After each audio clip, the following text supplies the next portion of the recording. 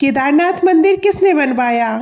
आज हम केदारनाथ मंदिर का इतिहास क्या है इसके बारे में जानेंगे। पिछले एक दशक में केदारनाथ मंदिर की प्रसिद्धि तेजी से बढ़ी है। भारत सरकार ने भी केदारनाथ में अभूतपूर्व निर्माण कार्य करवाए हैं। हालांकि केदारनाथ मंदिर का धार्मिक महत्व पहले से ही था। पहले भी लाखों करोड़ों लोग हर वर्ष केदारनाथ मंदिर की यात्रा पर जाते थे। ऐसे में बहुत से भक्तों के मन में ये प्रश्न उठता है कि केदारनाथ मंदिर किसने बनवाया। वह इसलिए क्योंकि इतनी दुर्गम चढ़ाई पर इतने बड़े बड़े पत्थरों की सहायता से केदारनाथ मंदिर को बनाया गया है। इसके लिए आपको केदारनाथ का इतिहास जानना होगा। आइए केदारनाथ मंदिर की पीछे की कहानी जानते हैं।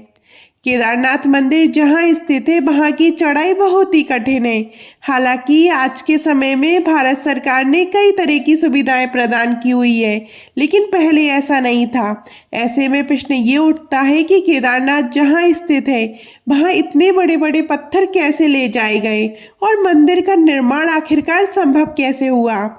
इसके लिए आज हम आपके सामने केदारनाथ मंदिर की कहानी को रखेंगे। ये कहानी पांडवों से जुड़ी हुई है, जिसकी शुरुआत महाभारत युद्ध के बाद से होती है।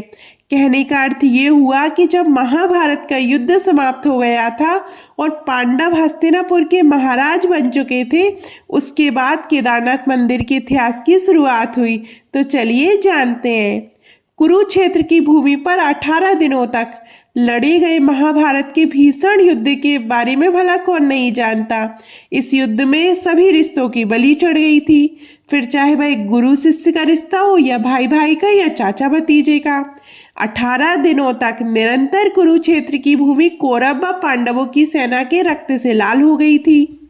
महाभारत का युद्ध समाप्त होने के पश्चात विजय तो अवश्य पांडवों की हुई थी, लेकिन तब तक बहुत देर हो चुकी थी, क्योंकि उन्होंने भी बहुत कुछ खो दिया था।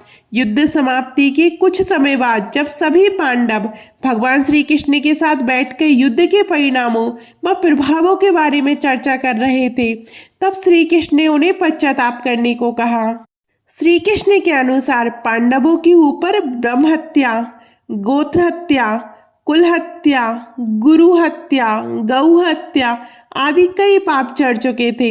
इसके लिए उनका प्रायश्चित करना आवश्यक था। पांडवों ने इसका उपाय पूछा तो श्री कृष्ण ने बताया कि उन्हें इन पापों से मुक्ति केवल भगवान भोलेनाथ ही दे सकते हैं। इसके पश्चात सभी पांडव भगवान श्री कृष्ण की आज्ञा से भगवान शिव से मिलने काशी नगरी की ओर चले गए। श्री कृष्ण के आदेश अनुसार सभी पांडव भगवान शिव की नगरी काशी बनारस पहुंचे। हालांकि भगवान शिव को पांडवों के उनसे मिलने आने की सूचना पहले ही मिल चुकी थी, लेकिन वे उनसे मिलना नहीं चाहते थे। भगवान शिव पांडवों के द्वारा किए गए ब्रह्म हत्या व गौ हत्या के पाप से अत्यधिक क्रोधित थे, इसलिए वे पांडवों से बिना मिले ही वहीं से चले गए।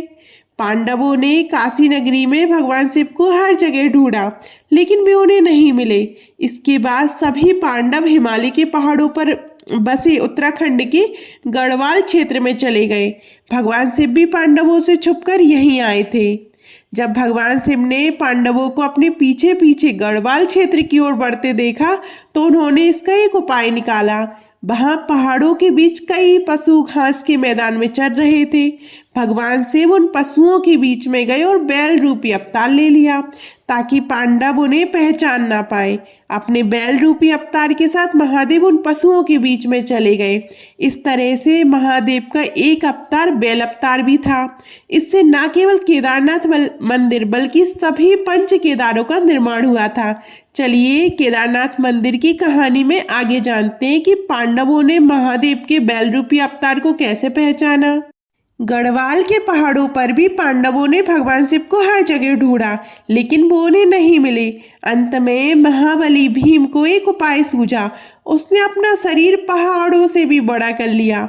उसने अपना एक पैर एक पहाड़ी पर और दूसरा पैर दूसरी पहाड़ी पर टिकाया और गहनता से महादेव को ढूंढने लगा।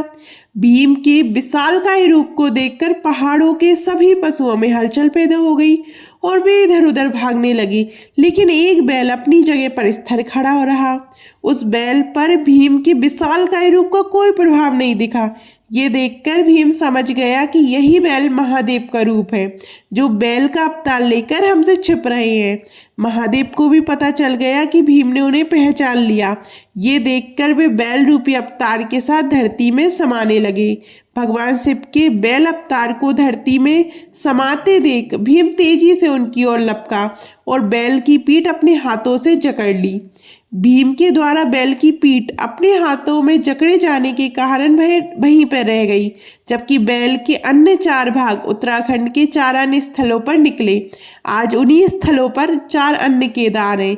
इनमें भगवान शिव के बैल रूपी अवतार का मुख रुद्रनाथ में, भुजाएं तुंगनाथ में, नाभि महेश्वर में, जटाएं कल्पेश्वर में प्रकट हुई थी। इन 5 जगह को सम्मिलित रूप से पंच केदार के नाम से जाना जाता है। भीम के द्वारा भगवान शिव के बैल अवतार की पीठ पकड़े जाने के बाद वह वहीं रह गई थी।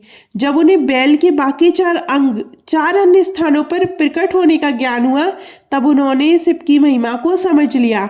इसके बाद पांडवों के द्वारा इन 5 जगहों पर शिवलिंग की स्थापना कर शिव मंदिरों का निर्माण करवाया गया। इससे भगवान शिव सभी पांडवों से अत्यधिक प्रसन्न हुए और उन्हें सभी पापों से मुक्त कर दिया। सबसे पहले तो पांडवों के द्वारा ही केदारनाथ मंदिर का निर्माण किया गया था। पांडवों के अंदर अभूतपूर्व शक्ति थी, खास तौर पर भीम के पास। ऐसे में उन्होंने बड़े बड़े पत्थर इस पहाड़ी पर चढ़ाए और केदारनाथ मंदिर का निर्माण किया। इसके बाद पांडवों के पोते जन्मेजय ने केदारनाथ मंदिर के निर्माण को आगे बढ़ाया। उन्होंने ही यहाँ आम लोगों की पूजा करने की अनुमति प्रदान की। इसलिए केदारनाथ मंदिर के निर्माण में जन्मेजय का भी योगदान था। समय के साथ साथ पांडवों के द्वारा बनाया गया ये मंदिर जर्जर हो गया, वह कई जगह से क्षतिग्रस्त हो गया। फिर जब भारत भूमि पर आदि शंकराचार्य ने जन्म लिया, तब उनके द्वारा संपूर्ण भारत भूमि की पैदल यात्रा की गई। उन्होंने ही चारों दिशाओं में 4 धाम की स्थापना की, जिसमें से एक केदारनाथ के पास स्थित बद्रीनाथ भी है। तब आदि शंकराचार्य ने भी केदारनाथ मंदिर का पुनः निर्माण करवाया था, जिसे आज हम देखते हैं। इसके बाद अपने जीवन के अंतिम समय में आदि शंकराचार्य ने इसी केदारनाथ मंदिर के पास ध्यान लगाया था, बस समाधि ले ली थी। उनकी समाधि आज भी केदारनाथ मंदिर के पास में ही स्थित है। फिर 10वीं से 13वीं शताब्दी के बीच कई भारतीय राजाओं ने केदारनाथ मंदिर का जीर्णोद्धार करवाया था। इसके लिए अलग अलग राजाओं का योगदान दिया जा सकता है। 13वीं शताब्दी के आते आते भारत भूमि और मुख्य तौर पर उत्तर भारत पर मुगल आक्रांताओं का शासन स्थापित हो चुका था। उस समय क्षेत्र में भीषण बर्फबारी हुई थी। इस कारण लगभग 400 वर्षों तक केदारनाथ मंदिर बर्फ से ढक गया था और वहां जाने का मार्ग पूरी तरह से बंद हो गया था। लगभग 18वीं सदी के आते आते मंदिर फिर से दिखाई दिया और भक्तों के द्वारा पुनः मंदिर में दर्शन किए जाने लगे। ये पिछले दशक तक सुचारू रूप से होता रहा। फिर 2012 में आई भीषण प्राकृतिक आपदा के बाद केदारनाथ मंदिर के आसपास के ढांचे को बहुत क्षति पहुंची। इस प्राकृतिक आपदा में आदि शंकराचार्य की समाधि भी बह गई थी। इसके बाद भारत व उत्तराखंड की सरकारों के द्वारा केदारनाथ धाम, आदि शंकराचार्य की समाधि व उसके आसपास के स्थलों को पुनः ठीक करवा कर उसे नवीन रूप दिया गया। इस तरह से केदारनाथ मंदिर का निर्माण का श्रेय तो पांडवों को जाता है। हालांकि समय समय पर भारत पर शासन करने वाले राजाओं व सरकारों का इस मंदिर के पुनर्निर्माण में महत्वपूर्ण योगदान रहा है। आपको ये केदारनाथ की ये वीडियो कैसी लगी कमेंट में ज़रूर बताइएगा। और अभी तक आपने हमारे चैनल परंपरा और प्रतीक्षा को सब्सक्राइब नहीं किया है तो सब्सक्राइब करिएगा। धन्यवाद।